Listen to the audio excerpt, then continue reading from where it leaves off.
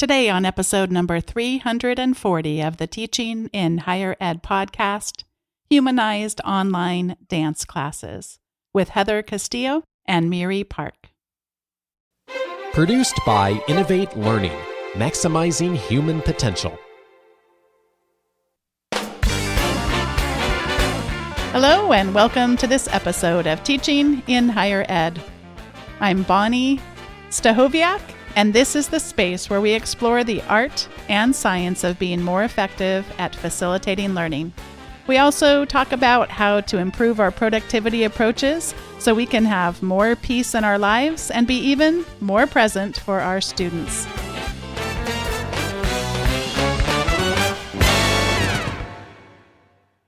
Today on episode number 340 of the Teaching in Higher Ed podcast, Heather Castillo and MiRi Park join me. Heather Castillo is an assistant professor of performing arts and dance, and MiRi Park is a lecturer in dance at CSU Channel Islands, and they're recognized for their creative solutions in transitioning dance classes to online instruction. Their dedication to delivering a humanized online learning experience has influenced the way in which the field of dance is being taught virtually. As a prompt response to campus closure due to the pandemic, Castillo and Park developed and circulated a guide, Considerations for Moving University Dance Classes Online, to their campus colleagues. The document was picked up and republished by the world-renowned Dance Studies Organization and became a resource for universities throughout the U.S., including Emory, University of Washington, and Barnard College. The pair also hosted webinars to help guide universities across the globe to transition dance courses online. Castillo and Park's commitment to providing students with a robust online learning experience led to the development of the Quarantine Core project, a global web archive of student dance performances, as dance recitals and other live performances are currently shut down. The website creates an uplifting network for dance students around the world and allows them to share and archive dance videos. California State University's Channel Islands president, Erica Beck, said about Heather and MiRi, "Heather and MiRi's impact at the onset of our current circumstances will reverberate and continue to help dance educators well beyond the pandemic." Heather and MiRi, welcome to Teaching in Higher Ed. Thank you. Hi, Bonnie. I'm excited to talk to you today and to hear about your work, and especially to get more of a sense of kind of what goes on in your minds around some of the challenges that we're facing. Before we even start talking about the pandemic and some of the things around inequality that I know is central to your work, can you take us way back to getting started in teaching dance in a higher ed context? Some of the challenges that you faced or that you saw colleagues facing that were really hard to overcome. So I would say for me, when I had danced professionally for about 12 years before I decided to go back to school and get my bachelor's and my MFA to teach. And I had always identified as sort of a commercial freelance jazz artist. And when I returned to school, while as a human I was embraced, I also felt that I was delineated as someone who did something that was fun or entertainment and not art, compared to my other colleagues who did concert dance and ballet, and that was art. And while they were kind and generous and celebrated me, on the other hand, I was always sort of this fun other.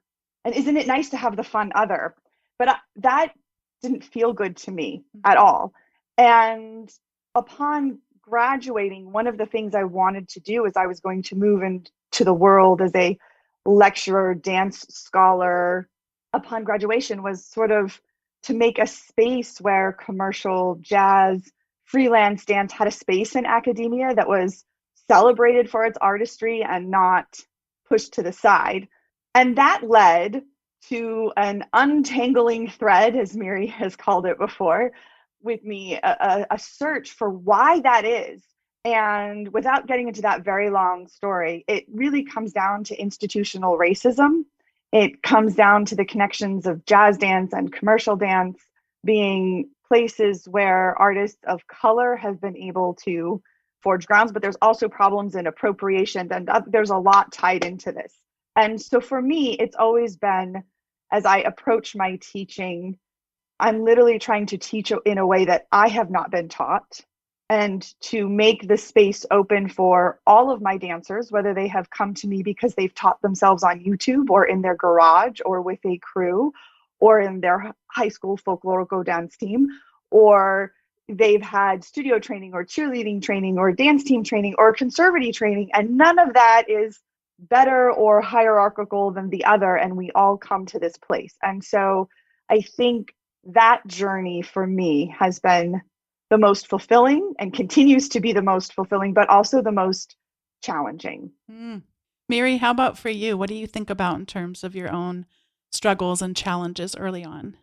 I'm a product of public higher ed dance training. So I went to University of Massachusetts Amherst. I was a BFA major, dance major. And I was taught in my dance history courses about the big three modern dance mothers, Ruth St. Denis, Isadora Duncan, Loie Fuller.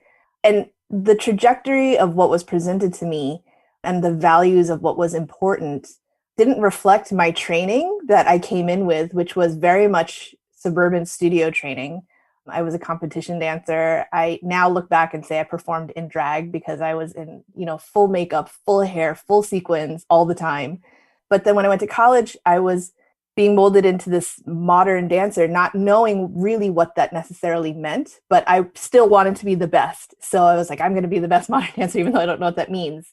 Did not see my ethnic or cultural experience reflected in any of the dances that I did or any of the other supplemental courses I was taking for the dance major.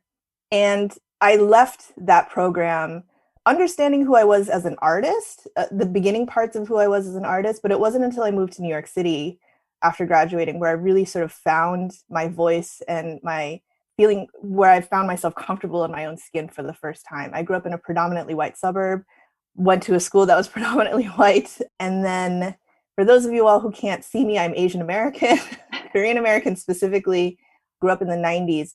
So, it was a time where I could either fall in with the mainstream white commercial culture, and the only other alternative really was listening to hip hop in the 90s, which I identified with both. And when I moved to New York City, I was writing. I had double degreed in journalism. So I had a BFA in dance and a BA in journalism. And when I moved to New York, I was writing and I was also dancing.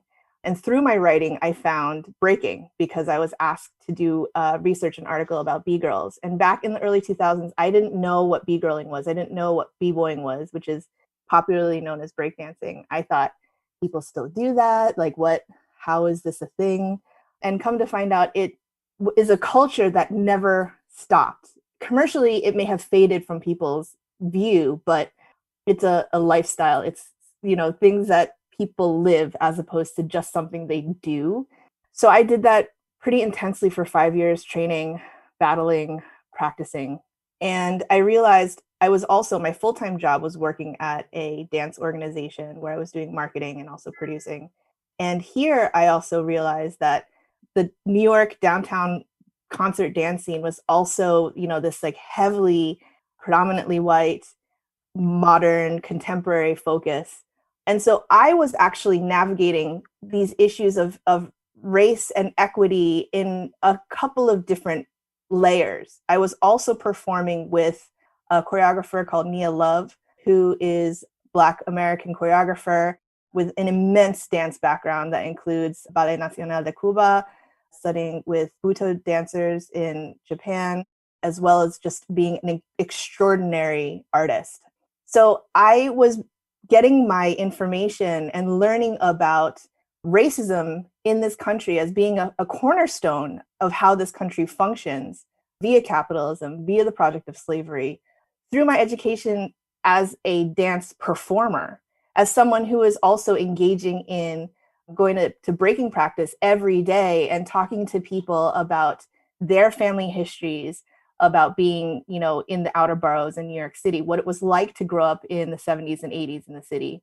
So then when I went on to graduate school, I was getting an MA at Columbia in American Studies, where I wanted to really get into the history of these dances. I had my eyes further open to realize how intertwined these histories are to everything that we do as dancers. And it made me really upset that it took me that long. And of course, at this point, I'm only in my mid-20s. But at that point, I was so upset. Like, how has this never been presented to me before? So when I had the opportunity to begin teaching in higher education, it was first at NYU Steinhardt in the dance ed program, where I was asked to teach hip hop. So rather than teaching hip hop as a strictly dance practice class, I knew that I had to teach the dance in the context of, the people's lives that were lived as they were developing these particular dance forms, that it wasn't just a codified thing where you move on 5, 6, 7, 8. That's not how I was being taught in the scene. And that's not how I wanted to transmit it in the classroom. So for me, it came with understanding, immigration history, political history, economic history in general. And that has informed every step I've taken since then when I teach in higher ed, because I think of people who do dance as opposed to merely dancers, which is separated from, we think of, dancers just are this like magical beings. They're human beings that have histories of arrival, and each person is unique. So there's never going to be one story. There's multivocal stories that make a much more robust picture of what was going on. And when I met Heather was, I think, in year 5 when I met you. I had just switched from lecture and been hired on the tenure track. So 5. It was in year 5. And she presented this idea to me that it would be a dance program, small but mighty, where we were different from these traditional programs that we had graduated from, which valued modern and dance as the center of technique, of building a dancer's artistry, both as a performer, but also as a creator. And that she wanted to make hip hop, a central technique for the students here, but couldn't get anyone to come up from LA necessarily, or because we're in that sort of like weird space. We're not quite Los Angeles. And because she was, really at that point, what she was talking about was a curriculum that was equity minded, that was inclusive of so many different kinds of dance styles and backgrounds. That's when it kind of took off. We sort of like synced up and then just kind of kept going. The synergy connection was made. And then it's just kind of, it just keeps rolling forward, because this is our conversation every day. Yeah. We literally every single day have some, aspect that moves this conversation forward constantly. And that's what appears in our syllabus for our classes. It appears in our conversations with our, students individually. And, as Heather gets the opportunity to rewrite the curriculum, will be present in the curriculum as well. Wow. I feel like we should just record, 62 more episodes and we'll just be getting started. Thank you both for sharing each of your stories. And in fact, I was about to ask you how you had met, and then you just went right there for me. So I love it. We're going to actually come back to some of the conversations around equity. So we're certainly not done, but let's spend just a few minutes talking about another easy challenge. I'm sure that you haven't had any conversations about it all, and that is a pandemic. And I can remember that the first thing that I was hearing from people, whether it was through social media or at my institution, was kind of, we can't do X. And the two big themes that I heard was we can't do labs. And there certainly are, of course, challenges around things like lab classes, but then also we can't do things like dance classes.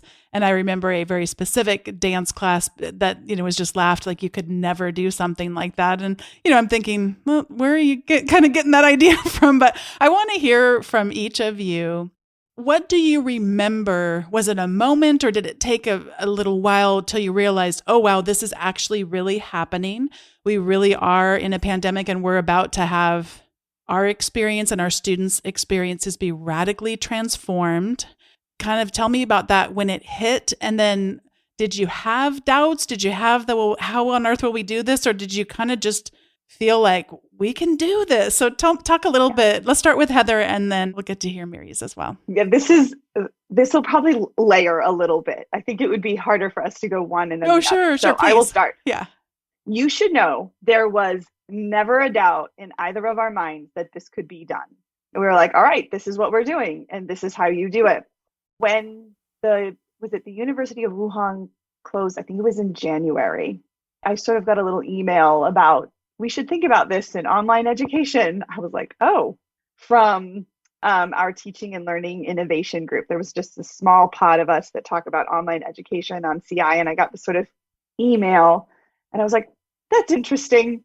And then I'm going to throw this to MiRi and her personal experience with her evolution, because she's got some personal connections that help understand why both of us were actually really ahead of this curve, not just in what we would do, but when March 9th came, we were ready about 4 weeks earlier than that. So go ahead. My parents live in South Korea, and my mom is a biochemist, and she worked for Amgen for 20 years here in Thousand Oaks. And she was working in South Korea at the time, is still there.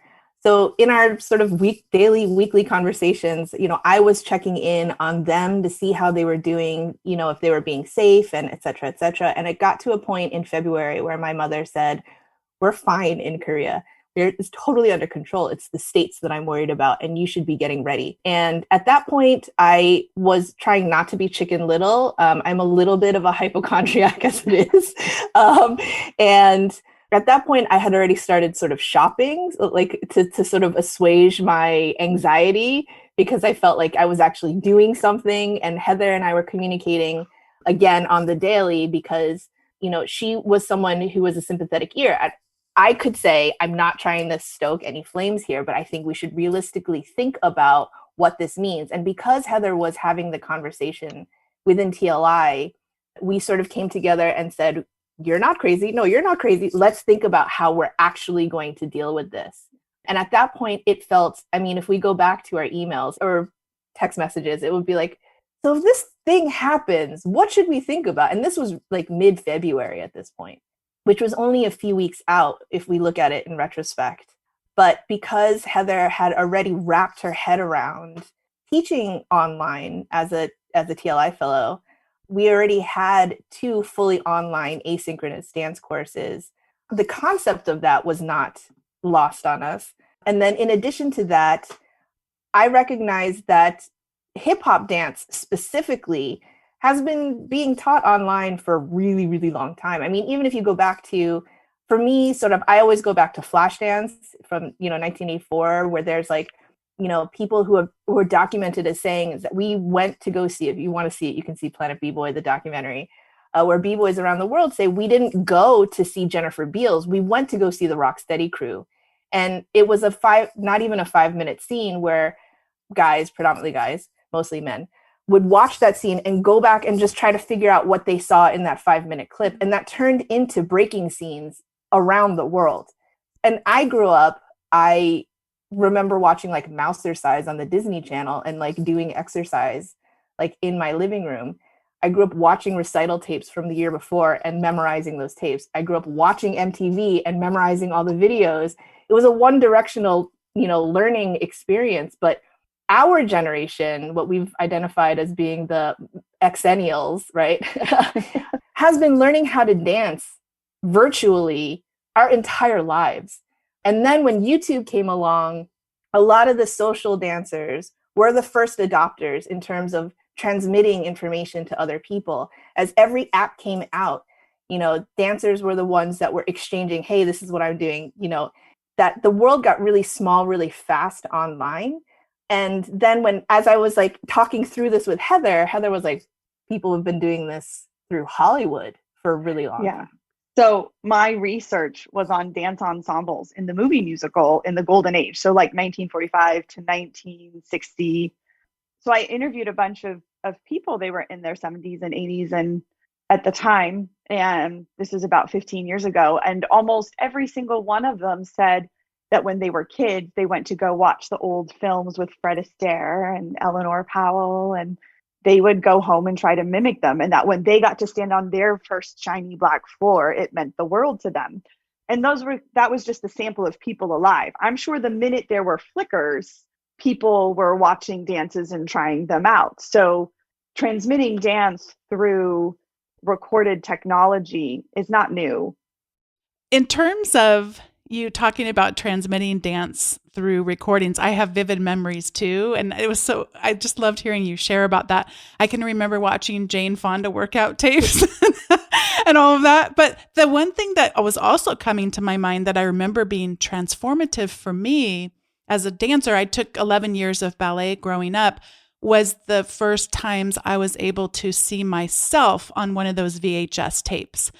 And the kind of feedback that gave me, I think I both had like a weird juxtaposition of both that it gave me a little bit of a sense of confidence because I don't think I thought of myself as being able to dance the way that VHS tape showed me that I could, but also that I, at the very same time, knew I had ways I could grow. That just to be able to see that, it was so different than seeing photographs.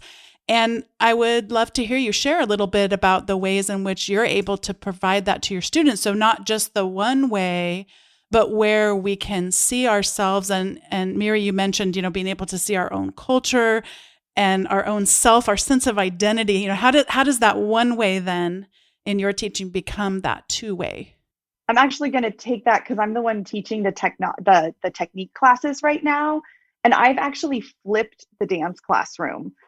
So if you think about a traditional dance class that you walk into the room and the teacher stands in front, or you make a circle depending on, the style, and will start to, in various ways through language and their body, transmit, shapes and ideas, but it's live and you can pick all of that up in 3-dimensional space. And you're learning the content live with your dancers, if that makes sense.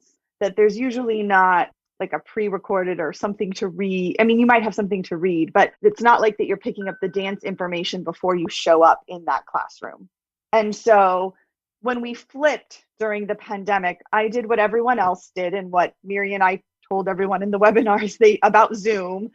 I taught on Zoom. I met on Zoom with my students, but I thought that in planning a class for fall, that was actually not the most effective way to actually help a student grow over a semester. So Zoom is great in terms of giving class, but it's really hard to observe your dancers and teach the content. That's a very different feeling than the live classroom. And so what I've done is I spend time and record like how-to videos and demonstrations, and I upload those at the beginning of the week, and the dancers learn them. And then instead of meeting with 20, 25, or 30 dancers, I meet with only 3 or 4 at a time. So each cohort meets twice a week, once with just themselves and once with me. And in that hour with me, I really focus on just watching them. I have to get up and do a few things, but I'm not giving them the content.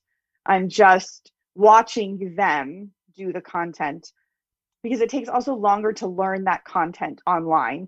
So this means that I'm really there able to foster and growth. And then at the end of the week, they have to film themselves doing the content and write a journal. And in fact, in terms of their grading, they each have constructed their own rubrics of growth. So instead of me saying what they should grow in or where they want to see themselves grow, they are deciding their markers of growth and goals. And so then they also can go back and refer to their videos, and also collectively each week and they've all commented how much they see themselves growing. And they're very surprised in this moment about their growth. But I've really flipped how a dance class is taught for fall semester online. I will also say it takes me 3 times longer to do than just showing up in the class and doing it. MiRi, I wanted to circle back a little bit. You mentioned cultural appropriation earlier in our conversation, and I did mention having taken ballet for 11 years, and what I didn't also mention was I am sure that I was part of cultural appropriation. I can remember that when those curtains would be closed, there would be the cardboard that would go down behind the curtains, and we would all experiment with breakdancing, and me having absolutely no concept at the time of any cultural elements there. I mean, if you had talked to me about it, I may have been able to mention that, there were different people sometimes doing the ballet than were participating. They might have been a stagehand, working behind the scenes and then sort of express themselves that way. What do you tell your students today about cultural appropriation? How do you sort of bring it up? And then how do you help them to see the lines between what it is to appreciate someone else's culture and what it is to appropriate it? So I think for me, the key to having the discussion about cultural appropriation is for there to be a basic foundation of knowledge regarding the fact that we exist in a capitalist society. We live in a culture that is about what is being produced and what is being consumed.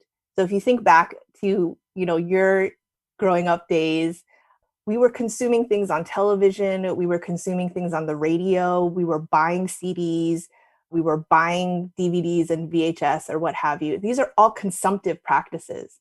We were also buying clothes that said, this is your identity. So like the example that I like to use, like back when I was growing up in Jersey, if you wanted to be a skater, a poser, you would buy a pair of Vans and like a pair of big jeans and a wallet with a chain on it. And whether or not you skateboarded didn't matter, but you were fronting like you were a skateboarder. So you could buy an identity, right? Halloween, this comes up every year where you can actually buy an actual costume of someone else's culture and wear it for fun, right? So the concept of appropriation, so the definition of that is when you take someone else's culture and profit off of it. So we have to have that conversation about money. Without that piece, we're sort of spinning in circles with no sort of, weight to it necessarily. I think cultural appreciation, intercultural exchange has happened for centuries, since humans have found other humans who are not like themselves. Does it mean that they were appropriating? No.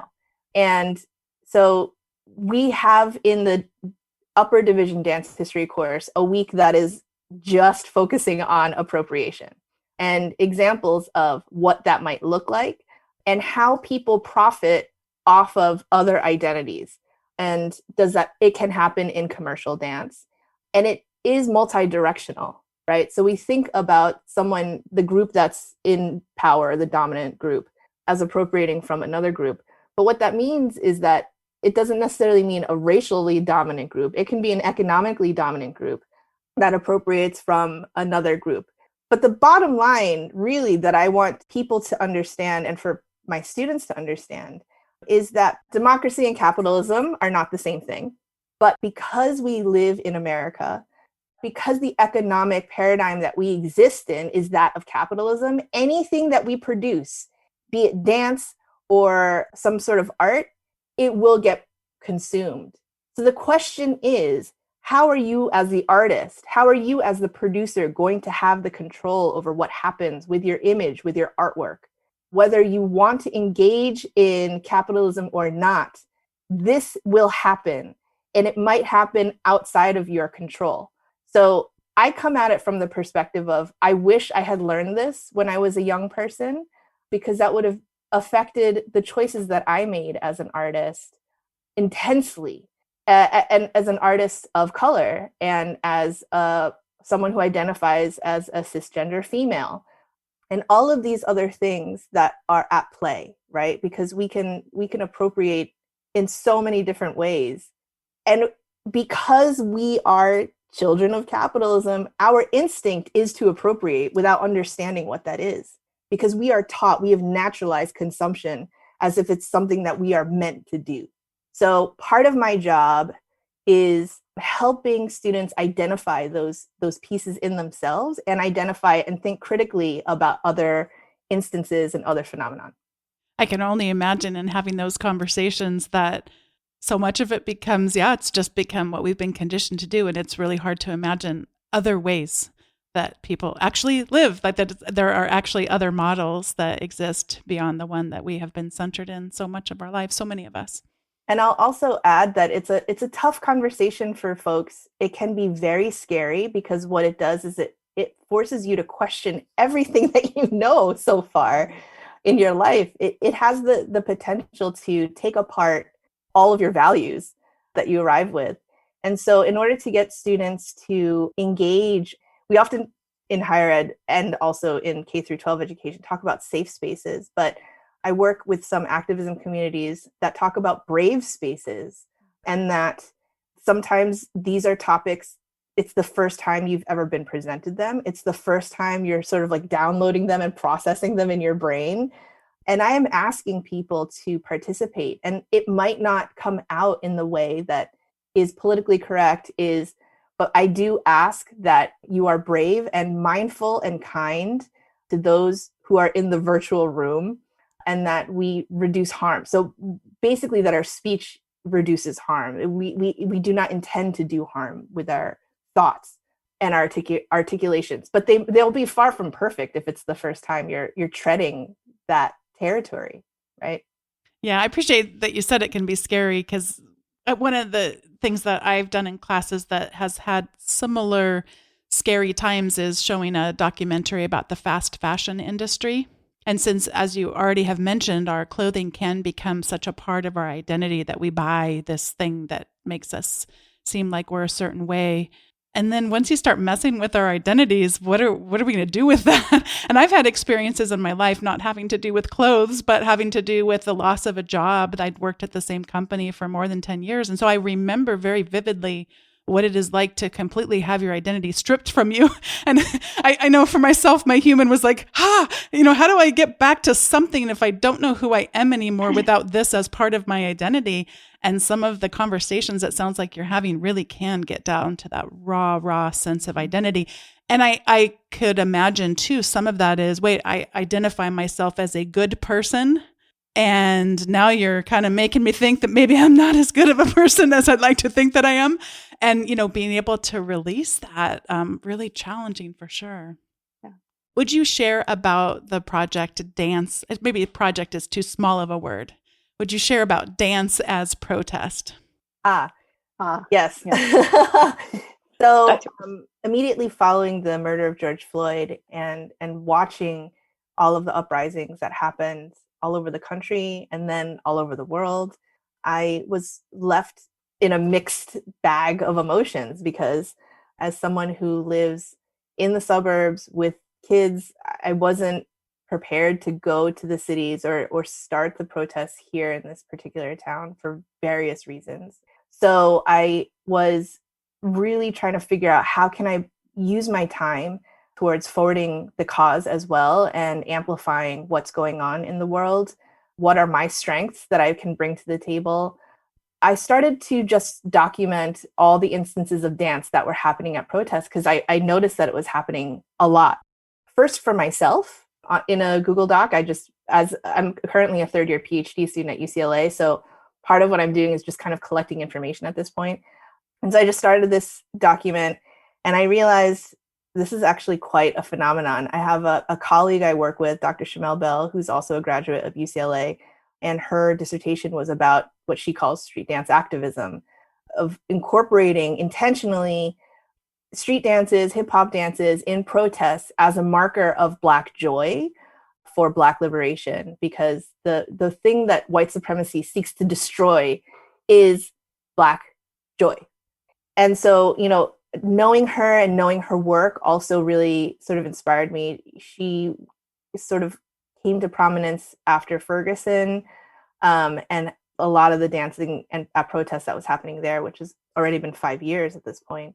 And that, dance is happening at almost every single protest that I saw. And it wasn't just street dances. It was people's indigenous dance forms and ethnic dance forms they were bringing. I think the ones that were going viral were, the dances from Aotearoa, New Zealand, the hakas, the jingle dress dances that were happening in Minnesota, Vogue that was happening in Chicago. And so it was just remarkable to me, where I said, okay, I am a keyboard warrior at this point in my life. So I'm just going to put this all together with as much information as I can and make it public. At that point, Heather and I had already made one document public for transitioning university dance classes online. That was a huge service to the field at large. And so I was like, why keep the information to myself when I can share it with others? I'm not doing an analysis. I'm not writing a paper. I can just document and put it out there for anyone else as a resource. And also to show that dance is protest. It has always been protest, particularly in this country, particularly in the line of Afro-diasporic dances. And so the New York Times picked up on the piece as part of a larger article about dance at protest. And so I hope that it continues to be a resource. It's a finite period of time. It is from right after the murder of George Floyd to the end of July, which was sort of that, intense period of uprisings. And that I stopped documenting at the end of July for a couple of reasons, one of which I'm sure we'll get to at some point, but that's where I was in regards to dance and protest. Well, I wanted to mention to people, because I know we're going to run out of time to be able to talk about so much of the work you're doing, but that people head over to teachinginhighered.com/340, because we're going to have some incredible links. And I love too that even though this particular documentation of these dance protests was this finite amount of time, that you link at the very top to, if you want to find out those sources that are even providing current information to today, there's other places that we can go visit. So I encourage people to look at that. This is the place in the show where we each get to give our recommendations. And I sent out just a weekly update from Teaching in Higher Ed and got to hear back from Sarah McNeil, who I know from the University of Houston. And she shared about one of their faculty members presenting breakout rooms and Jamboard. His name is Justin Burris. And so he has Jammin', as in Jamboards, Jammin' with Justin Burris. And Jamboard is a product that sort of allows you to almost you hear so much about whiteboards, online whiteboards, but it's so much more than that as far as being able to invite people to collaborate in visual ways. And so I just suggest that people go over and have a look at there's a video recording. He has his slide deck available. And I just appreciate Sarah sharing that with me so we can pass that resource on. I have been hearing from people saying, I wrote an article for EdSurge about using breakout rooms where you can see the work that students are doing through a collaborative document. I've been using a lot of Google Slides, but they were saying that it's just not visual enough for their class types. And so wanting there to be that visual way where you could sketch something out, draw it. And they were talking about teaching stats and wanting students to be able to draw the calculations they were making. So I just love that we're connected in solidarity with one another, and I get to hear from people and see the ways that you're experimenting. Then, of course, getting to talk to people like Heather and MiRi. So Heather, I'm going to pass it over for your recommendation, and then you can pass it over to MiRi. Great. I recommend roller skates. It's just a lot of fun, but there's actually a little more connected to this. Right before we were dismissed to quarantine, I was actually talking with my students quite a bit about what were some different ways that they thought would be a lot of fun if we had to transmit. And I had some real TikTok lovers. So I got an account. We even did a few TikTok things as a group. They would duet with me and different things if they wanted. None of them were required to join the platform TikTok, but it was an option for them. And I was going, and all of a sudden there's all these roller skaters and all these roller skaters. And I hadn't roller skated since I was 8. It was a long time, this was decades ago. And so I went, and you could not find roller skates. Roller skates became very popular in the pandemic. Like, everyone decided to roller skate, and the factories were shut down. So I actually went to our local rink out here, the Ventura Roll, and I called him up and I said, "Do you have skates left?" And he says, "I can sell you a pair of rentals."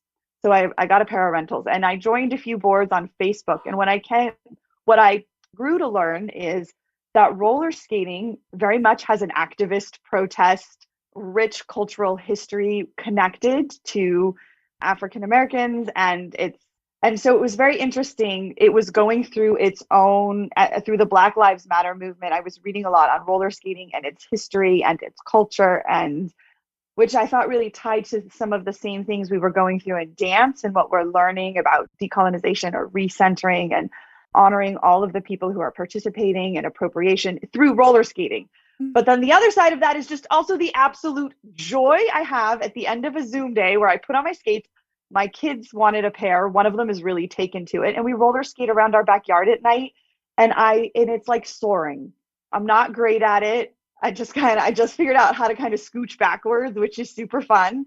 But in this moment where everything, there is a lot, that is my joy, is roller skating. So if you're looking for something to find joy in your backyard that makes you feel like you're flying, I highly recommend roller skating. And I recommend Moonlight Rollers. They are a Black-owned roller skating company. So if you're going to go and buy yourself a pair of roller skates, there's some really cool new ones. So I really recommend you check them out. Thank you so much. MiRi, how about you? My recommendations are 2 websites. The first one is streetdanceactivism.com. So at the end of July, I shifted my focus into organizing with this group of BIPOC artists, somatic practitioners, and scholars, where we created a 28-day global dance meditation for Black liberation. And so we organized that. We did 1 round of the global dance meditation, and now we're in a second round that will actually culminate on Election Day. And on the day of the election, we're going to be holding a wellness marathon, a 12-hour marathon that people can drop into at any point in time. And we're scheduling pre-recorded and live segments of things like sound bowls and guided meditations, sharing circles. We're trying to find some comedians because we know we're going to need to laugh that day. So we are currently in our second week of the second round of the global dance meditation. It incorporates a lot of movement as well as spiritual sort of opportunities for healing and growth, and a lot of daily affirmations. So our first week's affirmation was I am, and that is more than enough, which if these are things that you're familiar with, it helps to just hear it again and again and again. That's my first recommendation. My second recommendation is a project that Heather and I also kind of threw ourselves into headlong called the Read-In Series, which you can find at thereadinseries.com. And it is a educational activist activity where 34 prominent Black actors from across stage and screen read W.E.B. Du Bois's Black Reconstruction in America, which was published in 1935, but it's specifically about the Reconstruction era following the Civil War, the American Civil War. It's 750 pages long. When all of the book lists were flying around during the pandemic about how to get woke, how to be anti-racist, I realized this book was never going to make a list. So how could we get people to hear it? Because what Du Bois accounts in this particular text feels like it could have been written last week. And so we are airing them Tuesdays and Fridays at noon Pacific Standard Time, but you can find everything at thereadinseries.com. Heather and MiRi, I'm so grateful to be connected with you by the California State University. I'm so thankful for all your work, and I'm just leaving today with a smile, but also a sense of we're in this together, and just being inspired and challenged by your work. Thank you so much. Thank you. Thanks for the opportunity, Bonnie. Thanks once again to Heather Castillo and MiRi Park for joining me for today's episode of Teaching in Higher Ed. I hope you'll head on over to teachinginhighered.com/340, as there are so many great links and sources for information to check out over there. Just thanks for each of you for your work and for coming on the podcast to share your stories. And thanks to all of you for listening. It's hard to believe that back in June of 2014, this whole thing got started. And more so than ever, I feel in solidarity with you as a community and us all just trying to navigate all that's going on. Thanks so much for listening and being a part of this community. And I'll see you next time on Teaching in Higher Ed.